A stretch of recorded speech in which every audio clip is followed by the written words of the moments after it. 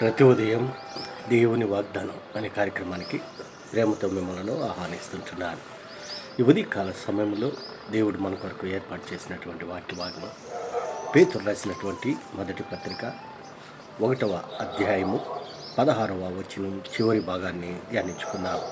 పేతురు రాసినటువంటి మొదటి పత్రిక 1వ అధ్యాయము 16వ వచనం చివరి భాగాన్ని ధ్యానించుకుందాం.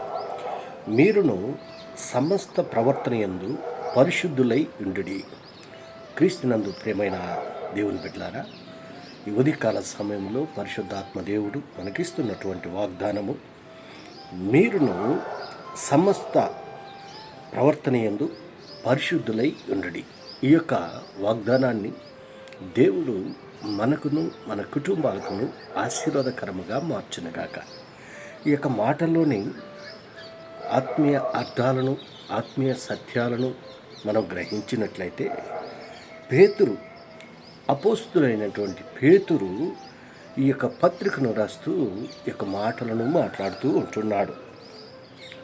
మరి పై భాగంలో మనం గమనించినట్లయితే, కాగా మీరు విధేయులకు పిల్లలై మీ పూర్వపు అజ్ఞాన దశలో మీకుండిన ఆశను అనుసరించి ప్రవర్తింపక, మిమ్మల్ని పిలిచిన వాడు పరిశుద్ధుడై ఉన్న ప్రకారము మీరును సమస్త ప్రవర్తన యందు పరిశుద్ధులై ఉండుడి.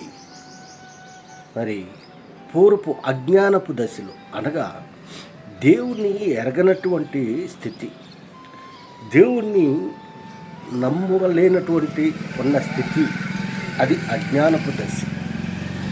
ఒకసారి యేసుక్రీస్తు రక్తంలో కడగబడి ఆయన నిజమైనటువంటి దేవుడు అని మన నోటితో ఒప్పుకొని బాప్తిసం తీసుకొని దేవుని యందు విశ్వాసం ఉంచిన తర్వాత, ఏ రీతిగా అయితే మనం ఆరాధిస్తున్నటువంటి దేవుడు పరిశుద్ధుడై ఉన్నాడో, అదే రీతిగా ఆయన ఆరాధించేటువంటి బిడ్డలుగా మనము కూడా పరిశుద్ధులుగా ఉండాలి అని చెప్పి పేతురు యొక్క ఉద్దేశంగా ఉంటున్నది.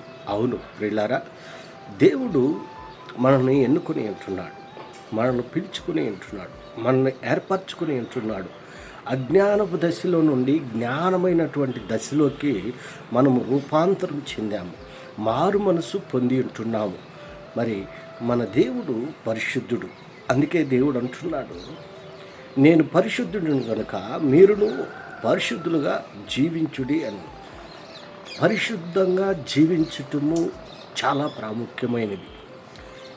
ఈ యొక్క లోక ఆశలను వదిలేసి, ఈ లోకానుసారమైనటువంటి జీవితాన్ని వదిలేసి ఆత్మానుసారంగా జీవించటము, మరి మనం ఆరాధిస్తున్నటువంటి దేవునికి విధేయతలుగా చూపిస్తూ లోబడి జీవిస్తూ ఉండటమే, పాపానికి దూరంగా బ్రతకటమే మరి పరిశుద్ధత.